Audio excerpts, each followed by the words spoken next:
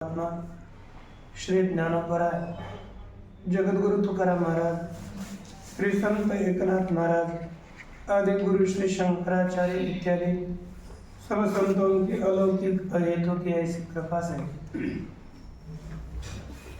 श्री न्याय सिद्धांत मुक्तावली का विचार करते हुए हम लोग वायु तक विचार कर चुके हैं। अब आकाश का विचार हम आरंभ करेंगे। बोलिए, आकाशस्य तु विज्ञेयः, आकाशस्य विज्ञेयः, आकाशस्य तु विज्ञेयः, आकाशस्य तु विज्ञेयः, शब्दो वैशेषिको गुणः, शब्दो वैशेषिको गुणः, शब्दो वैशेषिको गुणः, शब्दो वैशेषिको गुणः, आकाशस्य तु विज्ञेयः, शब्दो वैशेषिको गुणः, आकाशस्य विज्ञेयः, शब्दो वैशेषिको गुणः। देखिए, आकाश का, परंतु आकाश का शब्द, यह शब्द वैशेषिक गुणः विज्ञेय, वैशेषिक माने विशेष, आकाश का शब्द ही विशेष गुण है, ऐसा समझना चाहिए। आकाशम निरूपयति, क्या करता है? आकाश का निरूपण करते हैं। आकाश से भी, आकाश का,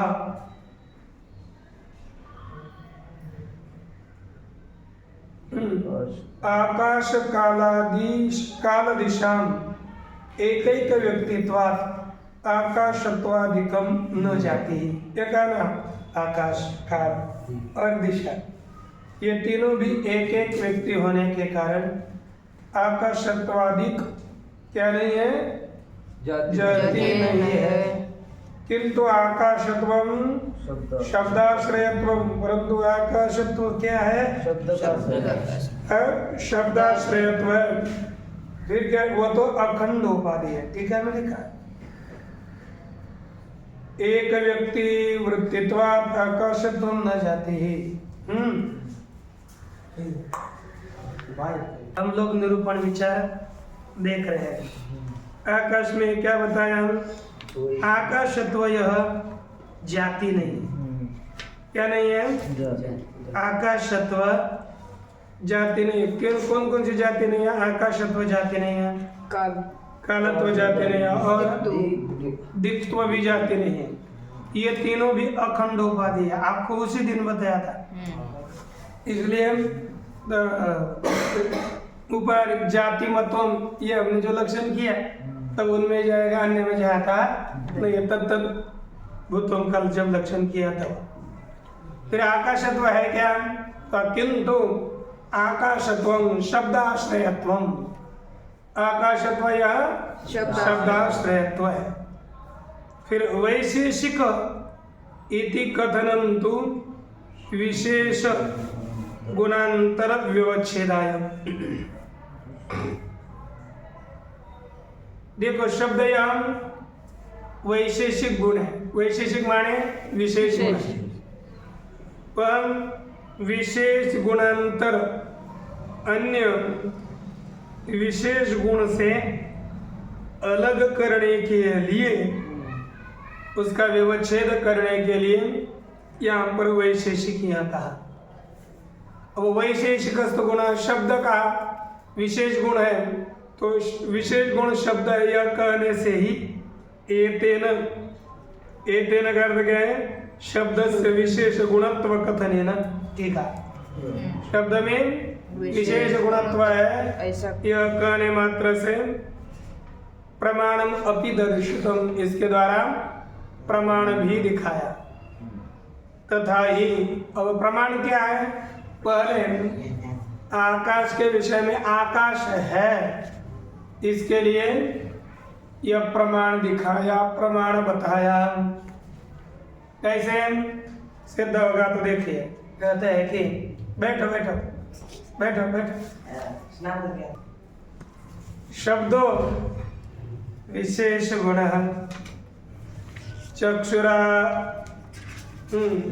चक्षुर ग्रहण योग्य बहिरिंद्रिय ग्राह्य जातिमत्वात् स्पर्शवत् कागे शब्द विशेष गुण है। यह हमें सिद्ध करना है। पहले शब्द में विशेष गुणत्व सिद्ध करना है। शब्द में यदि विशेष गुणत्व हमें सिद्ध करना है तो इसमें पक्ष क्या है? शब्द। शब्द क्या है? विशेष गुणत्व। हेतु क्या है? बहिरिंद्रिय ग्राह्य जातिमत्वात्। ये आपको समझना पड़ेगा। अब न लिखते हुए समझने के लिए बहुत अच्छी बात होगी, है ना। उदाहरण देते हैं स्पर्शवत्। स्पर्शवत्, स्पर्श दृष्टांत है। दृष्टांत में पहले हेतु रहता है कि नहीं? देखो मुझे बताओ, स्पर्श चक्षु के द्वारा दिखता है? नहीं। चक्षु के द्वारा ग्रहण करने योग्य है कि अयोग्य है? अयोग्य। तो चक्षु के द्वारा ग्रहण से के लिए अयोग्य कौन है? स्पर्श। तो चक्षुर ग्रहण योग्य कौन हुआ? स्पर्श हुआ। चक्षु ग्रहण योग्य स्पर्श। चक्षुर ग्रहण योग्य। ठीक।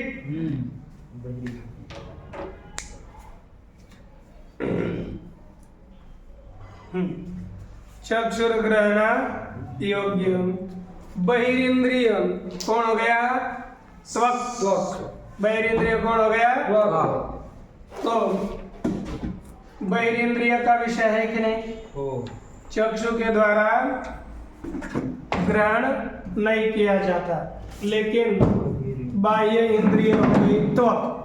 तो पूरा पहले हमें ये समझना है, पूरा अनुमान ध्यान देकर समझिए। पक्ष क्या है? शब्द। शब्द विशेष गुण। हेतु कहते हैं चक्षुर ग्रहण योग्य बहिरिंद्रिय ग्राह्य। बहिरिंद्रिय ग्राह्य जातिमत्वात्। यह हेतु है। और उदाहरण देते हैं स्पर्श। पहले हमें स्पर्श में हेतु और साध्य देखना है। पक्ष क्या है? शब्द। साध्य है विशेष गुणत्व और हेतु है जातिमत्व। यह हेतु है। हेतु पहले विशेष गुणत्व तो सिद्ध हो जाएगा, कोई समस्या नहीं है। हेतु क्या है? पहले इसमें एक शब्द है चक्षुर ग्रहण योग्य। चक्षु के द्वारा ग्रहण के लिए अयोग्य। स्पर्श चक्षु के द्वारा ग्रहण के लिए योग्य है क्या? योग्य है। अयोग्य। क्या नेत्र के द्वारा स्पर्श को जानते हो? नहीं जानते। नहीं। अच्छा, बहिरिंद्रिय ग्राह्य। अब देखो, बाहर के इंद्रियों के द्वारा, बाहर के इंद्रिय कितने हैं? 5। कौन कौन से हैं? बोले जल्दी जल्दी। श्रोत्र, घ्राण, रसन, चक्षु, त्वक, श्रोत्र। बोलिए। घ्राण, रसन, चक्षु, त्वक, श्रोत्र। घ्राण, रसन, चक्षु, त्वक, श्रोत्र। उल्टा चलिए। श्रोत्र, त्वक, चक्षु, घ्राण, रसन, घ्राण। ये जो 5 इंद्रियां हैं वे बाह्य इंद्रियां हैं। ठीक ना? है ना? ठीक। अब देखो, बहिरिंद्रिय कौन हो गए? 5। उसमें से यह स्पर्श किसके द्वारा ग्रहण किया जाता है? त्वक। और बहिरिंद्रिय के द्वारा त्वक के त्वचा के द्वारा ग्रहण किए जाने वाली जाति स्पर्शत्व जाति। स्पर्शत्व जातिमान स्पर्श जातिमान स्पर्श। कौन हो गया? स्पर्श। और जातिमत्व किसमें है? जातिमत्व किसमें है? स्पर्श में। जातिमत्वम स्पर्शे। जातिमत्वम किसमें है? स्पर्श में। जातिमत्वम स्पर्श है। स्पर्शत्व अर्थात जातिमत्व। और जातिमत्वम स्पर्श में। स्पर्शे। रहता है। तो ये स्पर्श में हेतु रहा कि नहीं? हाँ ये तो क्या है? चक्षु के द्वारा ग्रहण करने के लिए जो अयोग्य, ऐसी बहिरेंद्रियों के द्वारा ग्रहण करने योग्य जाति, चक्षु के द्वारा जो जाति नहीं दिखती और बाहर इंद्रियों के द्वारा दिखती है, ऐसी जाति कौन सी होगी? 5 है ना? तो जाति मत किस में चला गया? 5 में चला जाएगा, 5 में भी चला जाएगा। तो स्पर्श में भी हेतु जाएगा, इसमें कोई दोष नहीं है कि नहीं? अब और इसी स्पर्श में दूसरा क्या रहता है? विशेष गुणत्वम साध्य। विशेष गुणत्व साध्य भी किसमें रहा? स्पर्श में रहा और हेतु भी रहा।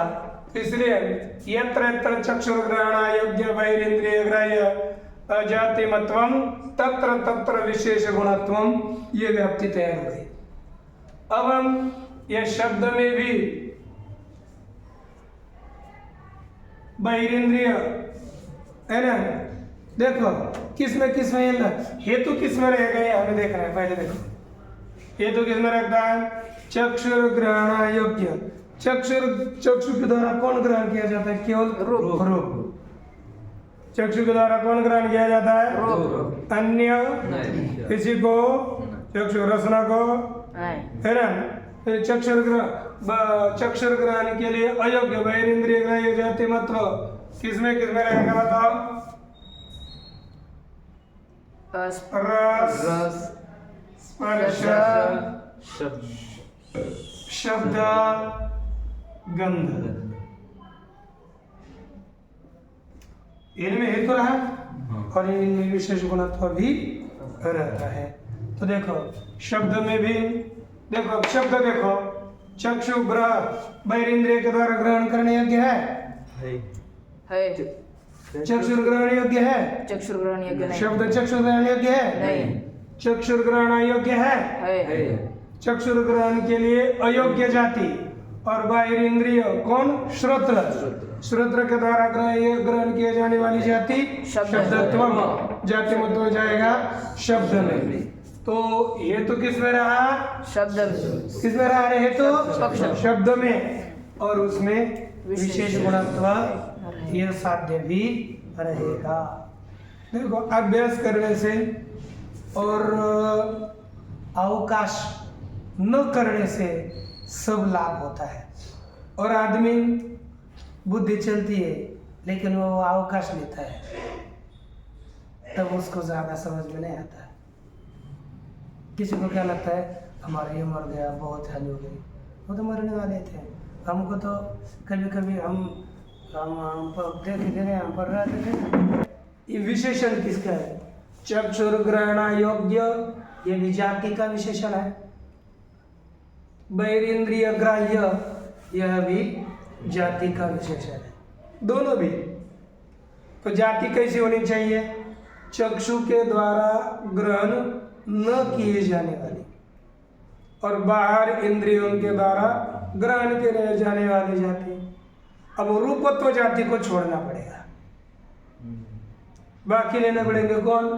रसत्व, स्पर्शत्व, शब्दत्व और गंधत्व, है कि नहीं? वो चारों भी जातियां चक्षु के द्वारा ग्रहण नहीं की जाती और बाहर इंद्रियों के द्वारा ग्रहण की जाती है। तो ईश्वर आगे नहीं, ऐसे जाति मान हो गई है, जाति मत इनमें रहा सब, ये तो समझना।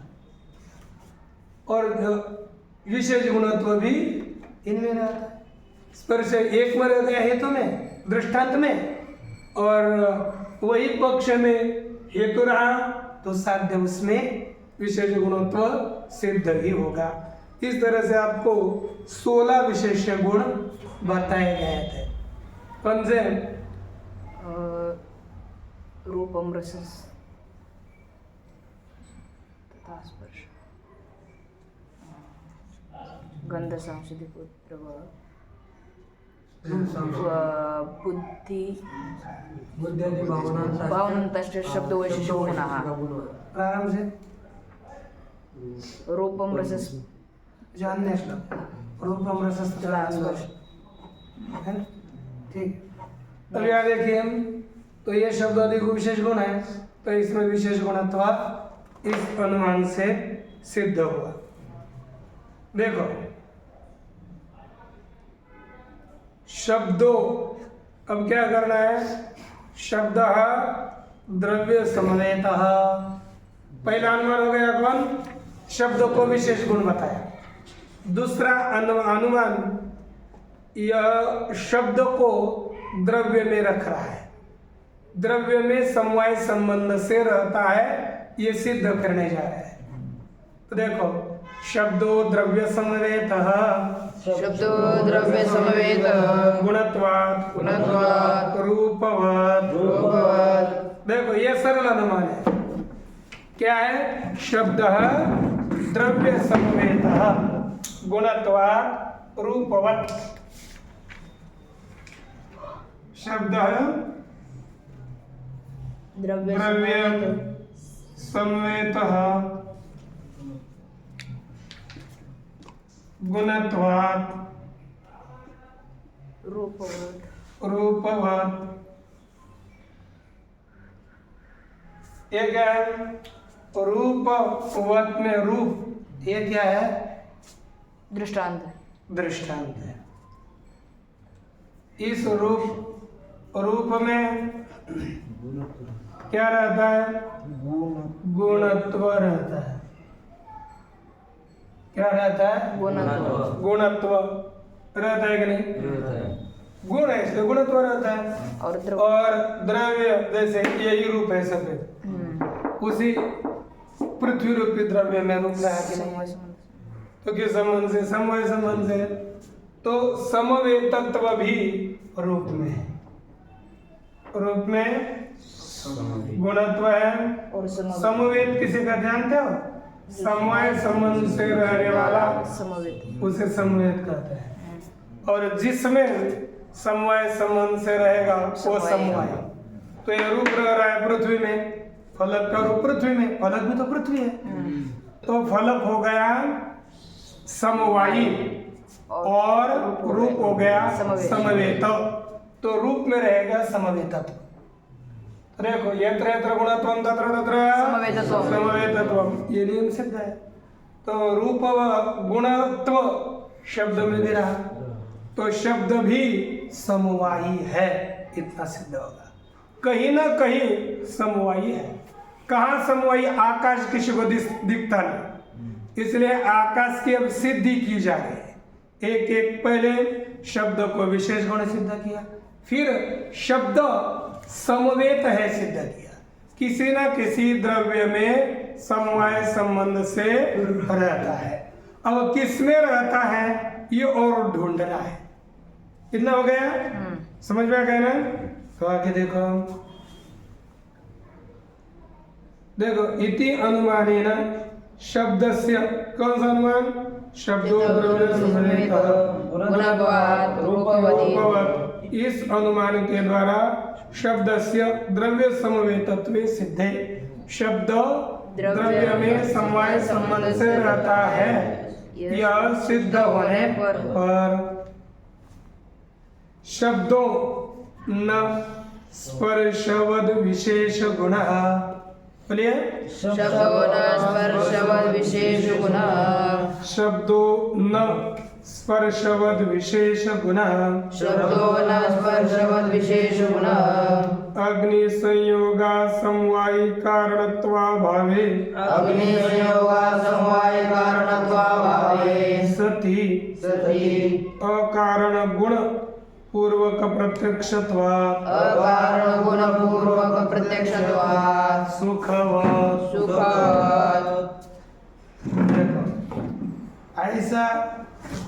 ऐसा अनुमान चाहिए छोटा, ये तो समझने के लिए सीधा कि कठिन।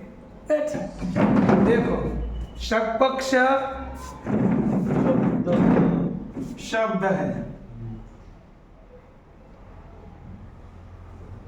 साध्य देखो क्या है न स्पर्शवत विशेष गुण विशेष गुण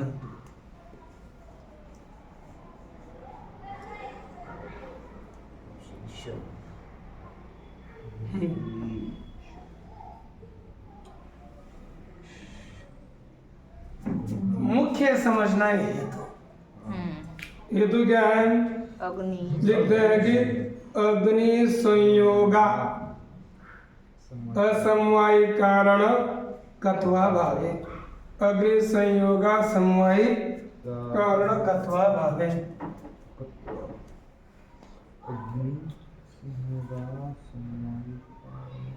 अग्नि संयोगा समवायी कारण कारण कत्वा भावे सत्य का अग्नि संयोगा समवायी कारण कत्वा भावे सती सती अकारण गुण पूर्वक प्रत्यक्षत्वात् सती अकारण अकारण गुण गुण पूर्वक पूर्वक प्रत्यक्षत्वात् प्रत्यक्षत्वात् सुखवत् दिया सुख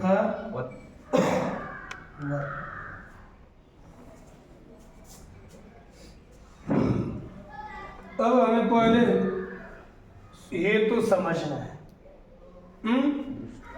और दृष्टांत सुख में उस हेतु को समझेंगे।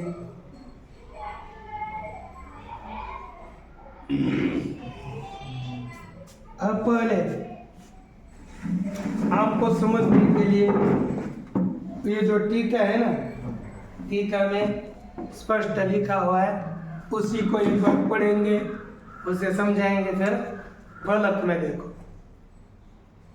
क्या लिखा, इसमें शब्दों नेति लिखा है ना, तो शब्द पक्ष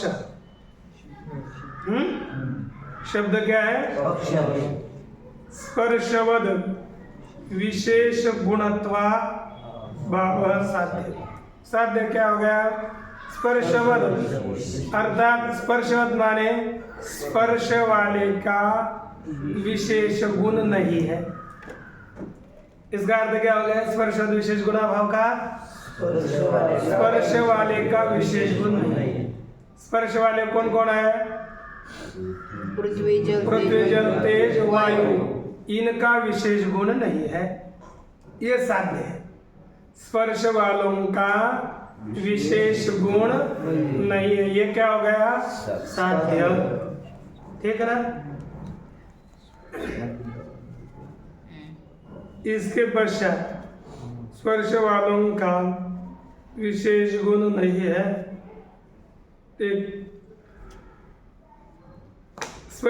लिखा आगे लिखा है स्पर्शवंतः पृथ्वी जल तेजो वायवः, पृथ्वी जल तेज वायवः, अवयव नहीं वायवः, पृथ्वी जल तेज और वायु, तेषां है ना विशेष गुणत्वा भावान, उनके विशेष गुणत्व का अभाव कहाँ पर है, किसमें है आकाश। देखो शब्द कैसा है स्पर्श वालों का विशेष गुण नहीं है, ऐसा कौन होगा शब्द। किसका है फिर ये देखना है, लेकिन स्पर्श वालों का नहीं, ये सिद्ध हो गया। ये तो क्या दे रहे हैं देखो, अग्नि संयोगा समवाय कारण कत्वा भाव, ये भी किस में जाना है देखो। सुख भी यदि हमें साध्य देखो, सुख में स्पर्श वाले हो गए पृथ्वी आप तेज वायु, उनका विशेष गुण सुख नहीं, किसका है आत्मा का, आत्मा है कि नहीं। तो इसमें साध्य रहा ना सुख में है, समझ में नहीं आया रहा मैं क्या बोल रहा हूँ? पहला इसका अर्थ समझो। इसको क्या है? स्पर्शवद विशेष, न स्पर्शवद विशेष गुण लिखा है ना, उसका अर्थ क्या है? स्पर्श वालों को स्पर्श वालों का विशेष गुण नहीं है। नहीं समझ में आया? इतना तो क्या अर्थ है? स्पर्श वालों का विशेष गुण नहीं है। ये क्या है? साध्य। अब साध्य को सुख में रखो। सुख स्पर्श वाले कितने हैं? पृथ्वी, आग, तेज और वायु। और सुख किसका गुण है? सुखात्मा। तो आत्मा में स्पर्श रहता है? नहीं। तो पृथ्वी, आप, तेज, वायु ये स्पर्श वाले हैं, उनका सुख विशेष गुण है कि नहीं? तो सुख स्पर्श वालों का विशेष गुण नहीं है। ये साध्य रहा इसमें। यही है स्पर्शवताम विशेष गुणाभाव। ये साध्य न का अर्थ है अभाव। तो स्पर्शवताम विशेष गुणा भाव किसमें रहा? सुख में। अब सुख में ये भी रखना है हेतु ने। तो देखो हेतु में पहला पद क्या है? अग्नि संयोग। देखो टीका में अग्नि संयोग असमवायी कारणम यस्य। मुझे बताओ अग्नि संयोग असमवायी कारण किसका है? जैसे हम पकाएंगे, स्वयं बनाते हो ना, तो आग देने के बाद क्या बनेगा? पाक होगा ना।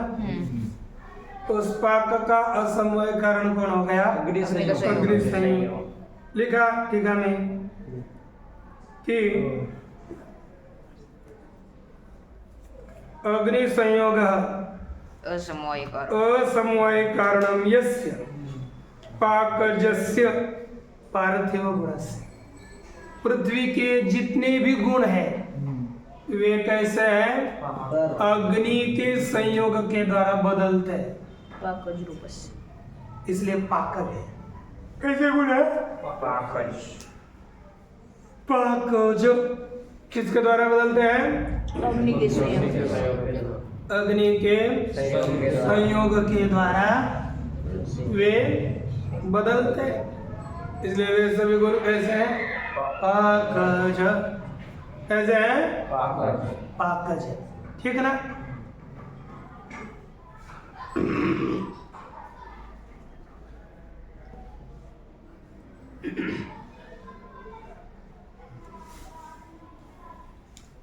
दूसरा देखो, और इसलिए अग्नि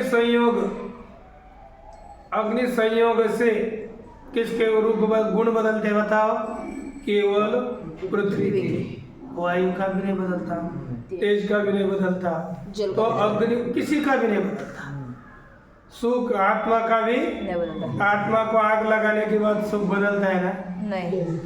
हाँ, यह भी आत्मा में आप अकेला गवा। नहीं। इसलिए अग्नि संयोग से पृथ्वी के ही गुण बदलते हैं। तो अग्नि संयोग किसके गुणों का कारण होगा? पृथ्वी के। अग्नि संयोग किसके गुणों का कारण होगा? बदल देता है ना। ईटा काली थी, उसको लाल बना दी, आग लगाई तो भी ना। तो अग्नि संयोग असमवायी कारण है किसके गुणों का? पृथ्वी के गुणों का। अग्नि संयोग किसके गुणों का कारण है? समवाय कारण है पृथ्वी के। अग्नि संयोग पृथ्वी के गुणों का असमवायी कारण है। ठीक ना? अच्छा, अग्नि संयोग असमवाय कारणम कस्य? पृथिव्याः गुणस्य। ठीक।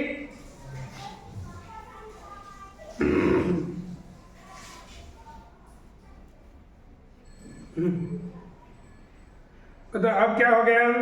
अग्नि संयोग असमवायी कारणम यस्य सः अग्नि संयोगा असमवायी कारणकः बहुरी समास।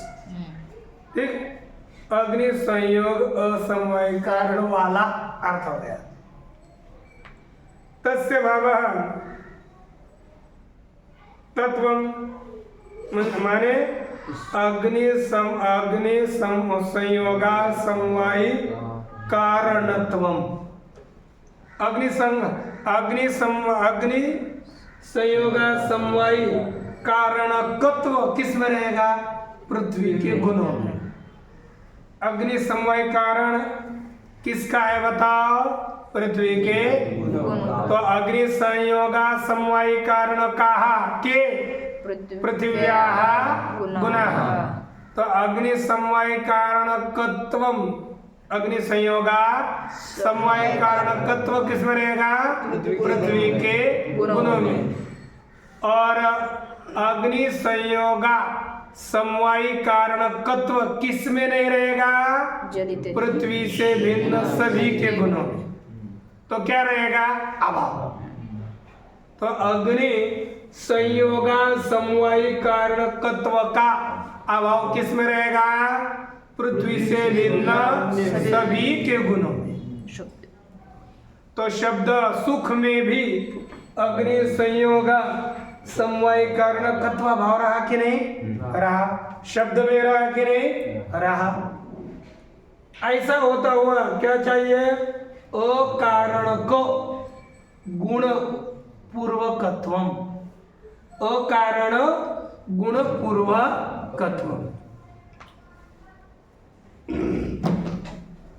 इसका पहले पंक्ति का अर्थ हो गया पृथ्वी में रहने वाले जो गुण है ना उससे भिन्न। अरे अग्नि संयोगा समवायी कारण को गुण पृथ्वी के गुण, अग्नि संयोगा समवायी कारण तो पृथ्वी में रहेगा, उसका पृथ्वी के गुणों में रहेगा और उसका अभाव रहेगा अन्य गुणों में। अर्थात इतना सिद्ध होगा, तात्पर्य अर्थ पृथ्वी से भिन्न गुण होता हुआ है ना, पृथ्वी से भिन्न गुण होता हुआ, ठीक है नहीं? ये तात्पर्य है, वो कोई इसका अर्थ नहीं, तात्पर्य अर्थ यही सिद्ध होता है। फिर कौन क्या चाहिए? अकारण को अकारण गुण पूर्वक प्रत्यक्षत्वात्।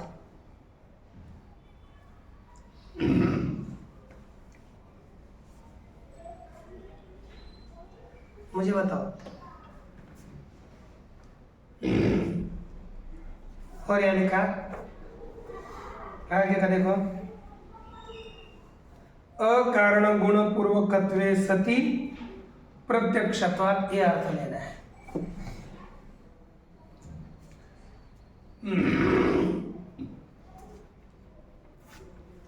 पृथ्वी, जल, तेज और वायु,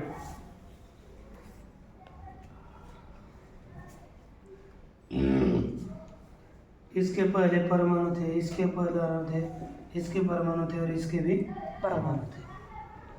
इन्हीं परमाणुओं से पृथ्वी बनी, इन्हीं परमाणुओं से जल, इन्हीं परमाणुओं से तेज और इन्हीं से वायु बना। ठीक है? क्यों साउंड। और एक हमारे पास एक नियम था, कारण गुणाः, क्या है? कारण गुणाः कार्य गुणान आरभन्ते।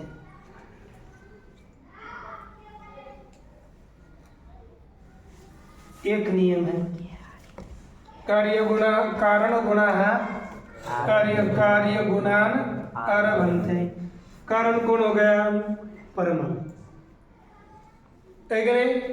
मैं पृथ्वी के हिसाब से बता रहा हूँ, जहाँ पर भी कारण के गुण कार्य के गुण को उत्पन्न करता है।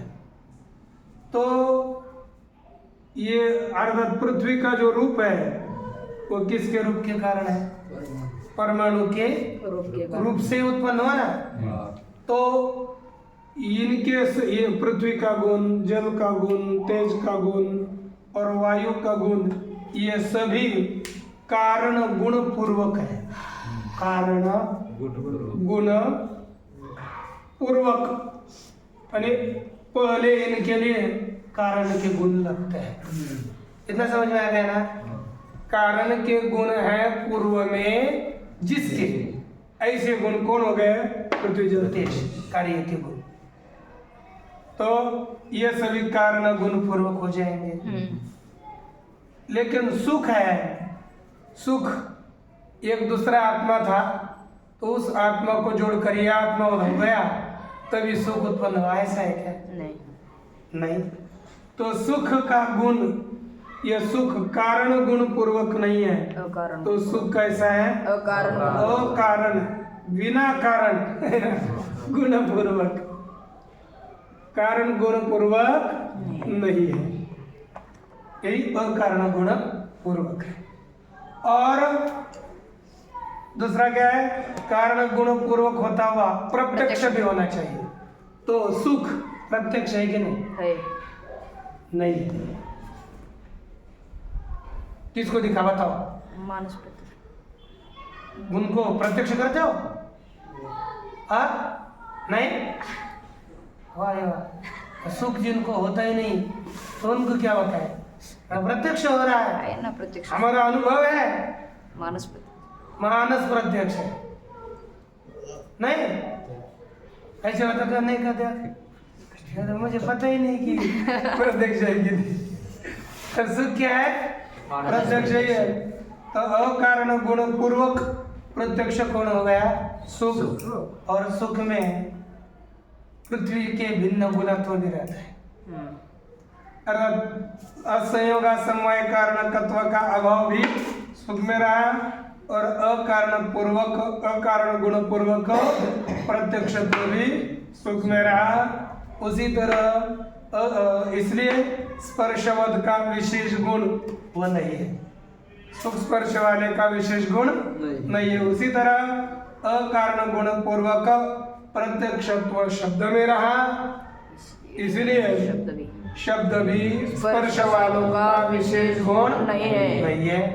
इतना तीन अनुमानों से सिद्ध हो गया। तीन, एक पहले शब्द विशेष गुण सिद्ध हो गया, दूसरा शब्द समवाय संबंध से रहता है, ये सिद्ध हुआ है ना। तो क्या हो गया? अब संवेद विशेष गुण करना है, तो लेकिन विशेष गुण है तो किसका? कहते स्पर्श वालों उनका विशेष गुण नहीं है। यह तीसरे अनुमानों के द्वारा सिद्ध किया, पर है किसका विशेष गुण वो करेंगे कल सिद्ध। ओम पूर्णमदः पूर्णमिदं पूर्णात् पूर्णमुदच्यते पूर्णस्य पूर्णमादाय पूर्णमेवावशिष्यते। ओम शांति शांति।